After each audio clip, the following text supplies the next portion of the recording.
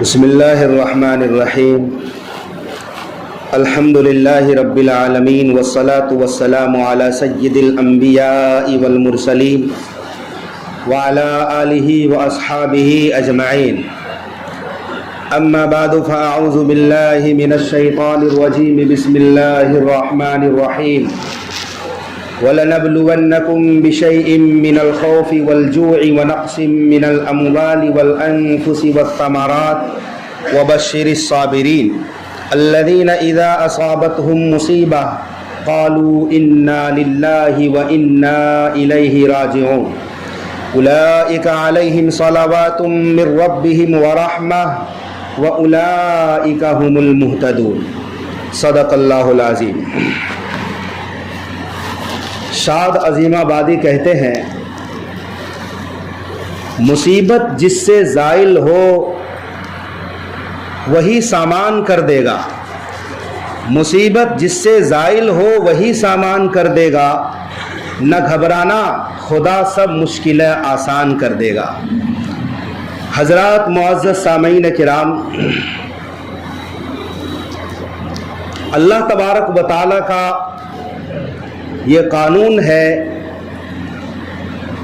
کہ کبھی کبھی بندوں کو آزمایا جاتا ہے، اللہ کی طرف سے آزمائش آتی ہے، امتحان لیتا ہے اللہ۔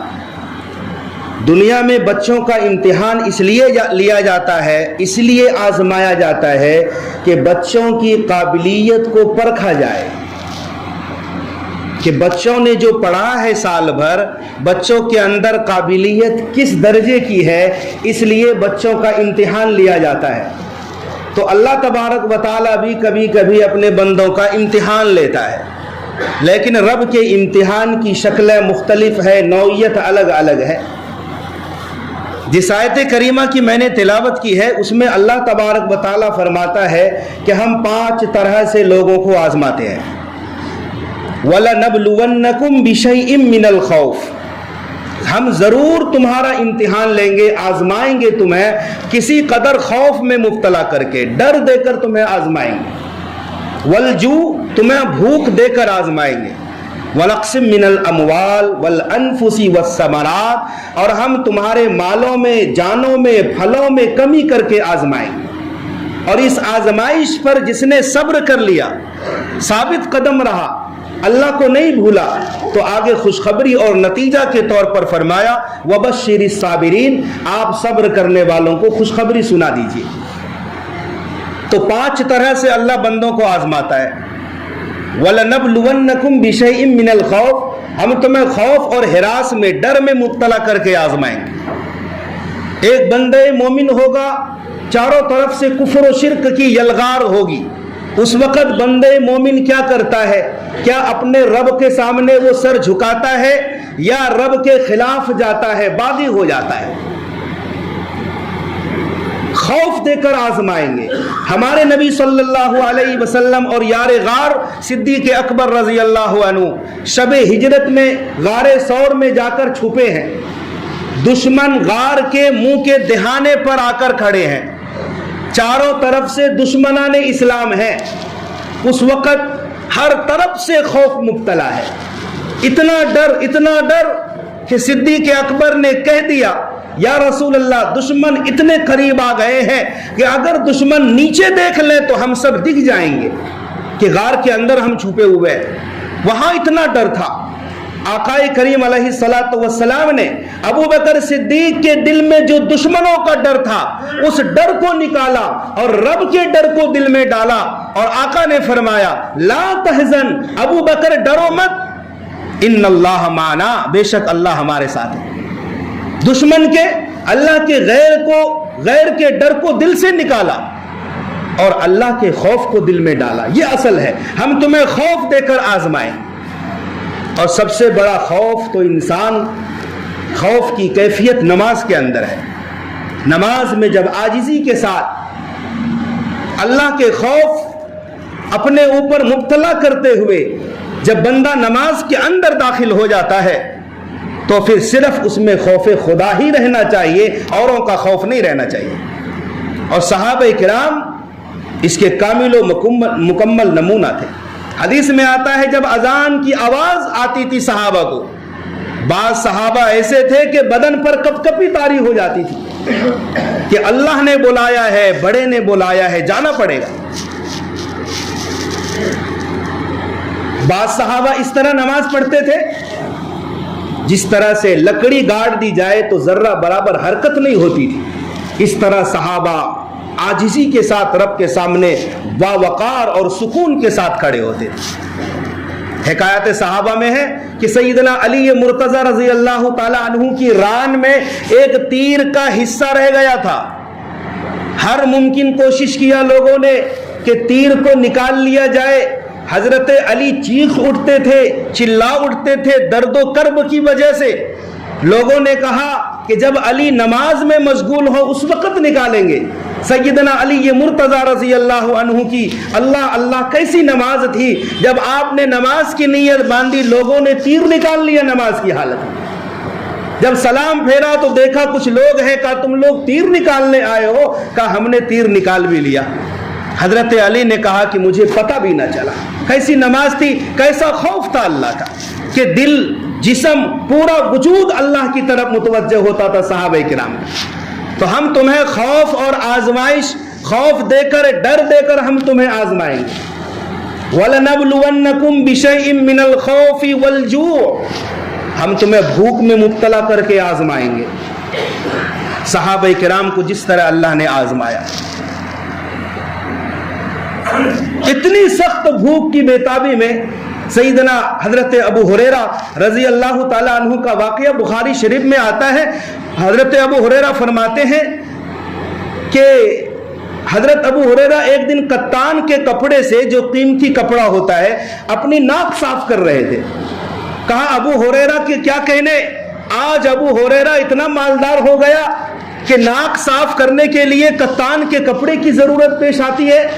حالانکہ ایک زمانہ ایسا بھی گزرا ہے کہ میں حجرہ عائشہ اور اللہ کے نبی کے ممبر کے بیچ میں بھوک کی وجہ سے گر جاتا تھا، اور لوگ آتے تھے تو ابو ہریرہ کی گردن پر پاؤں رکھتے تھے، اور لوگ سمجھتے تھے کہ ابو ہریرہ کو جنون اور مرگی کی بیماری ہو گئی ہے۔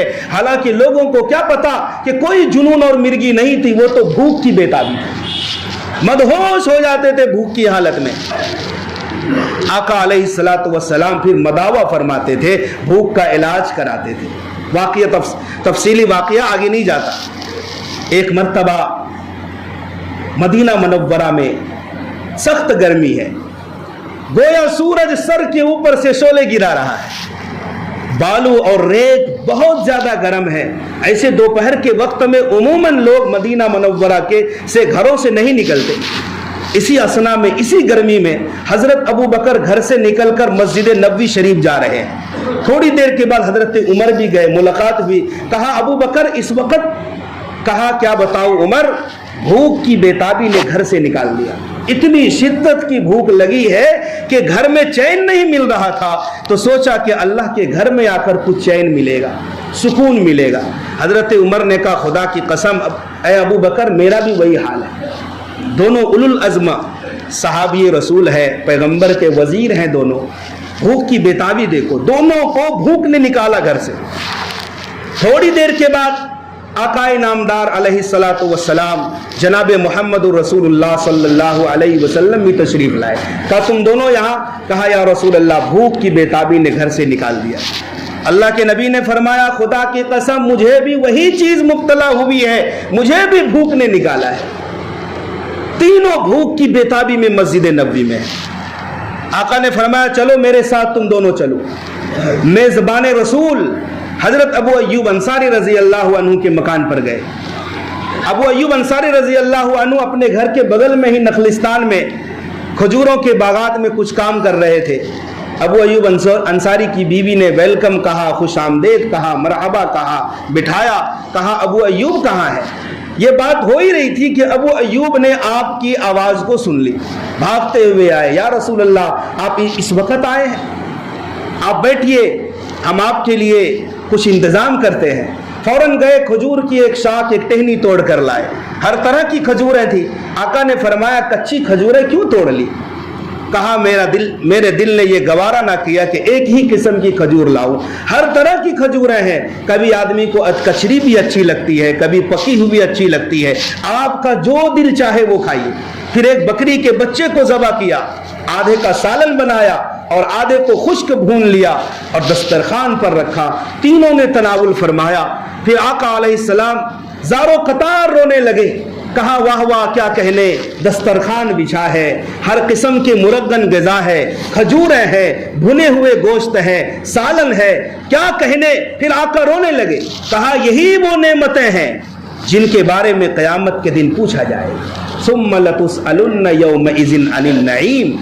دونوں تڑپ گئے، یا رسول اللہ اتنی بھوک کی بےتابی کے بعد ہمیں یہ کھانا میسر ہوا، پھر بھی پوچھا جائے گا؟ آقا نے فرمایا ہاں پوچھا جائے گا۔ اسی لیے جب بھی کھانا کھاؤ، آقا نے فرمایا بسم اللہ پڑھ کر کھانا کھاؤ، اور جب کھانے سے فارغ ہو جاؤ تو یہ دعا پڑھو، الحمدللہ الذی هو اشبعنا وانعم علینا وافضل، کہ تمام تعریفیں اللہ کے لیے ہیں جس نے ہمیں سیراب کر دیا اور ہمارے اوپر فضل و کرم کی نعمت برسائی۔ میرے بھائیوں، بھوک کی بےتابی کی وجہ سے صحابہ کرام نے پتھر باندھے ہیں۔ غزوہ خندق کے موقع پر ایک صحابی آئے، یا رسول اللہ ہم خندق کی کھدائی تو کر رہے ہیں مگر حالت تو دیکھیے۔ آقا نے جب سر اٹھایا تو دیکھا کہ صحابی نے اپنا کپڑا پیٹ سے اٹھا دیا ہے۔ یا رسول اللہ پیٹ پر پتھر باندھ کر خندق کی کھدائی کر رہا ہوں۔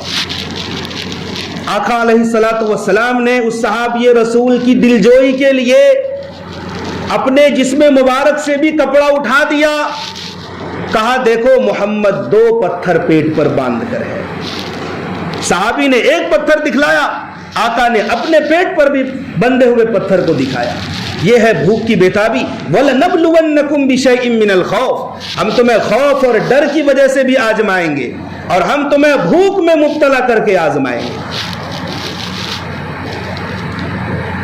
تو جب حضرت جابر رضی اللہ تعالیٰ عنہ نے یہ پتھر کا معاملہ دیکھا کہ آقا کو تو بھوک کی اتنی بےتابی ہے، پریشان ہے، مچل رہے ہیں مگر اظہار نہیں فرما رہے ہیں، صحابی کی دلجوئی کے لیے آقا نے اپنے پیٹ کا پتھر دکھایا ہے، تو حضرت جابر فوراً بھاگے گئے اور بکری کے بچے کو ذبح کیا اور بیوی سے کہا کہ تم جو تھوڑا سا آٹا ہے 2-4 آدمی کے کھانے کے بقدر آٹا کو گوندھ کر رکھو اور میں آقا کو بلا کر کے لے آتا ہوں۔ بیوی نے کہا کہ آقا کے ساتھ 2-4 صحابی آ جائیں تو کوئی مذائقہ نہیں۔ حضرت جابر اللہ کے نبی کی خدمت میں آئے، یا رسول اللہ میں نے بکری کا بچہ ذبح کیا ہے اور تھوڑا سا آٹا ہے، آپ اپنے ساتھ 2-4 صحابہ کو لے چلیں۔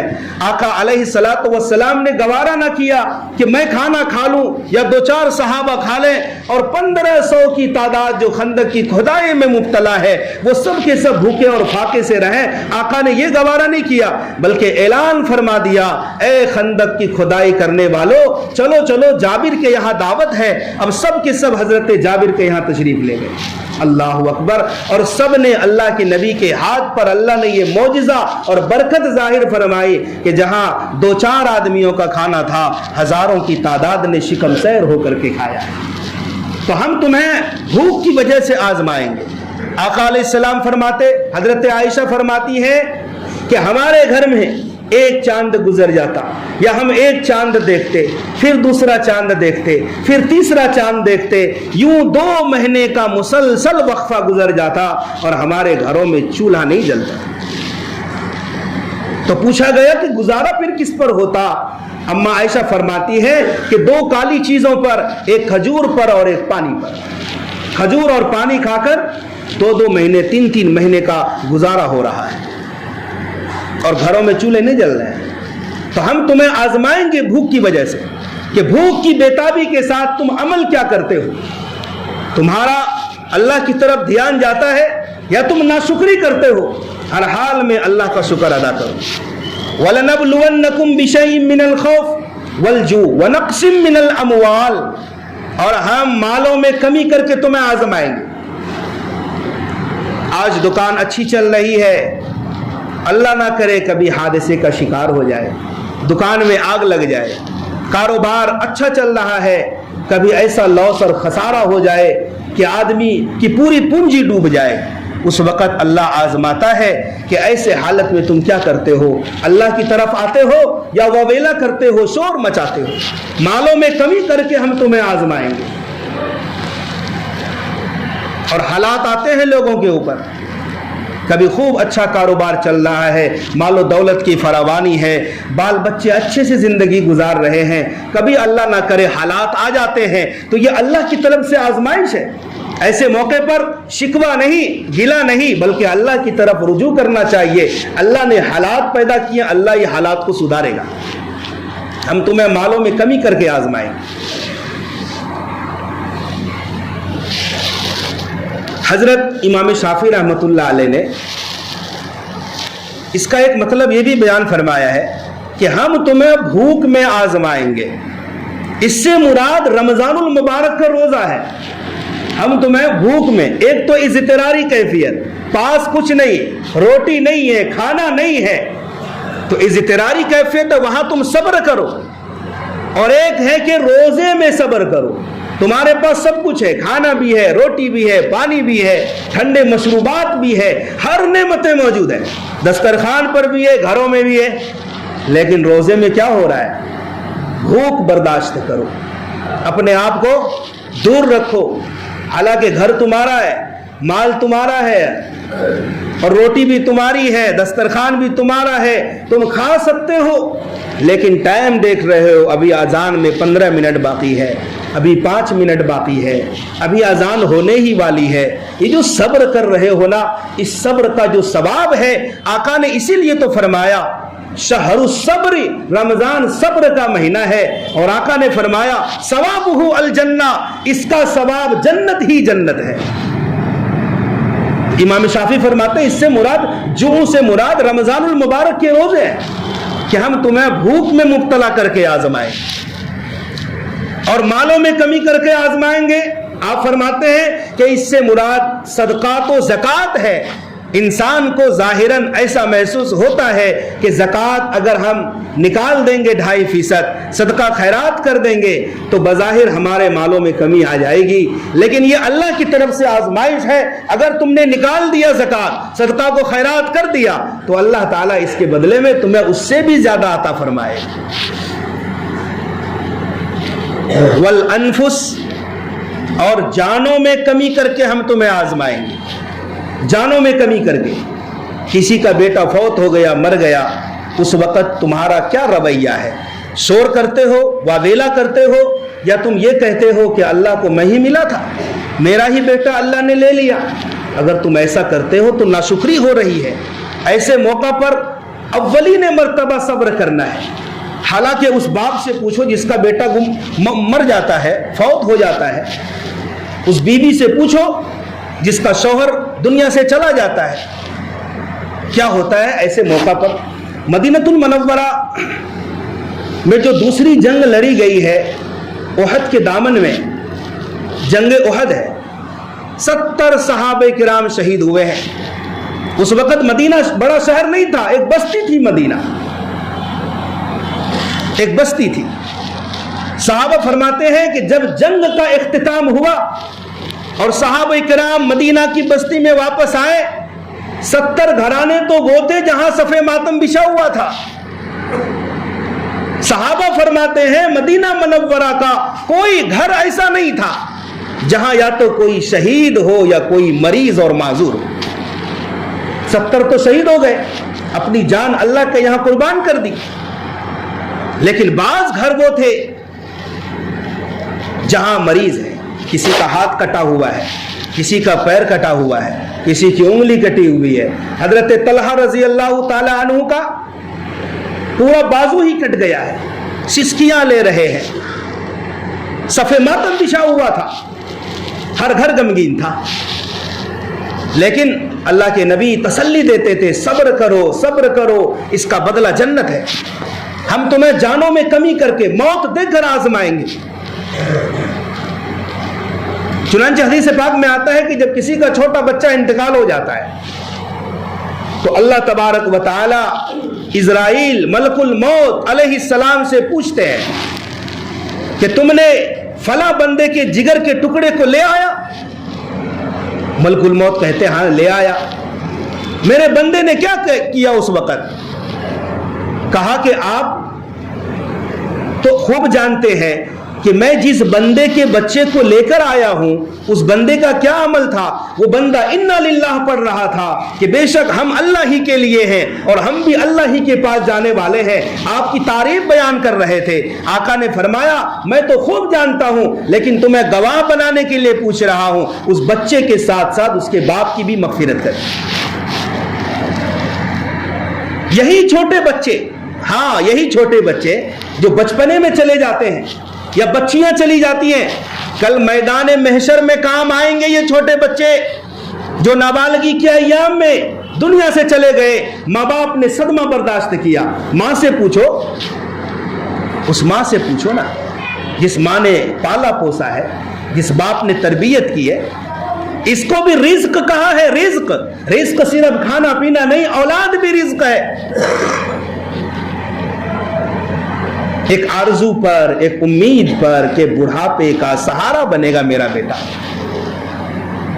मेरी बेटी बुढ़ापे पर काम आएगी। लेकिन नाबालगी के जमाने में, बचपने में जब बच्चे चले जाते हैं, मैदान महशर में ये छोटे छोटे बच्चे माँ बाप से चिमट जाएंगे। अल्लाह मेरे माँ बाप को जहन्नम में मत भेजना, क्योंकि आपको मालूम है कि जब आपने मुझे ले लिया था और मैं चला आया था तो मेरे माँ बाप कितने रोए थे, आंसू बहाए थे, जुदाई के गम को बर्दाश्त किया था। आज अगर हमारे माँ बाप गुनहगार हैं तो जहन्नम में मत डालना, बल्कि हमारे साथ जन्नत में भेजना। और अगर आप नहीं भेजते, जहन्नम ही में भेजते हैं, तो हमें भी माँ बाप के साथ जहन्नम में भेज दीजिए। तो अल्लाह कहेगा नहीं नहीं, अगर मैंने तुम्हें जहन्नम में भेज दिया तो ये मेरे अदलो इंसाफ के खिलाफ बात हो जाएगी। जाओ तुम्हें भी जन्नत में, और जिस माँ बाप ने सब्र किया है छोटे बच्चों की जुदाई पर, जाओ मैंने भी मगफिरत करके जन्नत में तुम्हारे साथ कर दिया। ये मकाम है अपने अजीजों की वफात पर सब्र करना। अल्लाह के रसूल सल्लल्लाहु अलैहि वसल्लम के सबसे छोटे साहबजादे हजरत इब्राहीम रजी अल्लाह अन्हु, जो हजरत मारिया किब्तिया के मुबारक बतन से पैदा हुए हैं, आपकी उम्र 18 माह है, 1.5 साल से कुछ ज्यादा। हजरत इब्राहीम, जब मौत का वक्त आया, प्यारे आका सल्लल्लाहु अलैहि वसल्लम ने अपने हाथ मुबारक में अपने बच्चे को उठाया। क्या कैफियत होगी, नबी के हाथ में बच्चा है और जान चली जा रही है। जब बच्चा फौत हो गया, आका अलैहिस्सलाम के आंखों से आंसू जारी हो गए, गम निढाल में। और क्या फरमा रहे हैं, आंखें रो रही है, दिल गमगीन है। व इन्ना बिफिराकिका या इब्राहीम लमहज़ून, लेकिन ऐ इब्राहीम हम तेरी जुदाई पर बहुत ज्यादा गमनाक हो गए हैं। लेकिन मैं वही कहता हूं जो अल्लाह ने हुक्म दिया है कि हम अल्लाह की रजा पर राजी हैं। सहाबी ने पूछ लिया कि आपने तो रोने से मना फरमाया है, लेकिन आप खुद रो रहे हैं। आका ने फरमाया आंसू बहाने से मना नहीं किया, ये तो एक फितरी चीज है, ये तो मोहब्बत के आंसू है कि अजीजों की वफात पर किसी के आंसू निकल जाए, कोई हरज की बात नहीं, ये तो ऐने मोहब्बत है। मना तब है कि जब शोर वाविला किया जाए, मातम किया जाए और चीखा जाए और सीने को और गरेबान को चाक किया जाए और नाशुक्री के अल्फाज कहे जाएं, इसकी ममानियत है। लेकिन अगर आंसू निकल रहे हैं और दिल बेचैन है तो ये तो ऐने मोहब्बत है। क्या गुजरा होगा अल्लाह के नबी सल्लल्लाहु अलैहि वसल्लम के दिल पर। आपको अल्लाह ने 3 बेटे अता किए और वो भी बचपने में ही फौत हो गए, लेकिन आका ने जब सब्र किया, सब्र का मुजाहिरा किया, तो फिर खुशखबरी क्या सुनाई, इन्ना आतैना कल कौसर। ऐ नबी हमने आपके बेटों को ले लिया, लेकिन आप खुश हो जाइए कि बेशक हमने आपको कौसर अता फरमा दिया। कौसर की तफसीर में उलमाए तफसीर फरमाते हैं कि कौसर से मुराद हमने आपको खैर कसीर अता फरमा दिया। 3 बेटे लिए ना बचपने में, आपकी रूहानी औलाद कयामत तक आएगी और जितने मुसलमान آپ کا کلمہ لا الہ الا اللہ محمد الرسول اللہ پڑھیں گے، وہ آپ کی روحانی اولاد ہو جائے گی۔ قیامت تک آنے والے ادنا مسلمان بھی نبی صلی اللہ علیہ وسلم کی رسالت پر اور ناموس کی خاطر آج بھی گئے گزرے دور میں اپنی جان نبی کے نام پر قربان کرنے کے لیے تیار ہے۔ یہ روحانی اولاد ہے آپ کی۔ اور ہم آپ کو پھلوں میں کمی کر کے آزمائیں گے، والثمرات، پھلوں میں کمی کر کے۔ جنگ تبوک کا موقع ہے، پھل لگے ہوئے ہیں، کھجوریں پک رہی ہیں، اور آقا اعلان فرما رہے ہیں کہ چلو تبوک میں چلنا ہے۔ اب صحابہ کرام کے پاس آپشن ہی نہیں، کھجوریں پک رہی ہیں، اگر ان کھجوروں کو چھوڑ دیں اور چھوڑ کر چلے گئے تو انہی کھجوروں پر سال بھر کی زندگی کا دار و مدار ہے۔ کوئی اور پیداوار نہیں تھی مدینہ منورہ، آج کی طرح ہر چیز کی افراط نہیں تھی، صرف کھجور پر گزارا۔ پکی پکائی کھجور کو چھوڑنے کا حکم آقا دے رہے ہیں اور تبوک چلنا ہے۔ چنانچہ صحابہ کرام نے چھوڑ دیا، ہم تمہیں آزمائیں گے پھلوں میں کمی کر کے۔ صحابہ چلے گئے، اور پھر صرف چھوڑنے کا حکم نہیں دیا بلکہ چندہ جمع کرو، تبوک میں جانا ہے، روٹی گھر میں نہیں، چندہ جمع کرو۔ کپڑے پہننے کو گھر میں نہیں، مگر آقا فرما رہا چندہ دو۔ ایسی بے سر و سامانی کے حالت میں تاریخ اس بات پر گواہ ہے کہ نبی کے یاروں اور جانثاروں نے اتنا چندہ دیا اور اتنا سب کچھ دیا ہے کہ مسجد نبوی کا صحن بھر گیا، ایسی بے سر و سامانی میں۔ عمر فاروق رضی اللہ عنہ نے آدھا، گھر کا آدھا لے آیا، ابو بکر صدیق رضی اللہ عنہ نے گھر میں جھاڑو دے دیے اور سب کچھ لے آئے، عثمان غنی نے 1/3 لشکر کا سامان نبی کے قدموں میں لا کر رکھ دیا ہے۔ بے سر و سامانی کے عالم میں صحابہ کرام نے ایسا کیا۔ اور دیکھو جب مصیبت آتی ہے اور وہاں پر انسان انا للہ و انا الیہ راجعون پڑھتا ہے، گویا رب کا شکر ادا کرتا ہے، تو اللہ تعالیٰ اس صبر کے بدلے میں اس سے بہتر عطا فرماتا ہے۔ ہاں، اس سے بہتر عطا فرماتا ہے۔ ام سلمہ رضی اللہ تعالی عنہا کے شوہر ابو سلمہ کا جب انتقال ہو گیا، بہت چاہتے تھے اپنی بیوی کو، بہت محبت تھی، تو ام سلمہ نے صبر کیا اور نبی علیہ السلام نے ایک دعا سکھلائی، اے ام سلمہ تیرے اوپر مصیبت کا پہاڑ ہے تو تو مصیبت وقت یہ دعا پڑھنا، اللہم جرنی فی مصیبتی واخلف لی خیرا منہا، اے اللہ میری مصیبت میں مجھے اجر دینا اور مجھے اس سے بہتر بدلہ عنایت فرما۔ ام سلمہ کہتی ہے مجھے یہ دعا سمجھ میں نہیں آ رہی تھی کہ ابو سلمہ سے بہتر شوہر مجھے کیسے مل سکتا ہے۔ بہت چاہنے والے شوہر تھے، بہت محبت کرتے تھے، دلدار تھے، سب کچھ تھے، لیکن تھوڑے ہی دنوں کے بعد جب اس دعا کو کثرت سے پڑھا تو خود فرماتی ہے ابو سلمہ سے لاکھوں گنا اچھے شوہر جناب محمد صلی اللہ علیہ وسلم کو میرے نکاح میں دے دیا، آپ سے بڑھ کر شوہر کون ہو سکتا۔ اسی لیے ہمیں حکم ہے اور قرآن کریم نے خوشخبری دی ہے کہ ان باتوں پر جو صبر کرتا ہے آپ انہیں خوشخبری دیجیے کہ جو لوگ مصیبت میں گرفتار ہیں وہ کہتے ہیں انا للہ و انا الیہ راجعون، یہ کون لوگ ہیں؟ یہی لوگ ہیں اولئک علیہم صلوات من ربہم ورحمہ، جن کے اوپر رب کی عنایتیں ہیں اور خاص رحمت بھی ہیں، اور یہی لوگ کامیاب ہیں۔ اللہ تبارک و تعالی ہم سب کو عمل کی توفیق عطا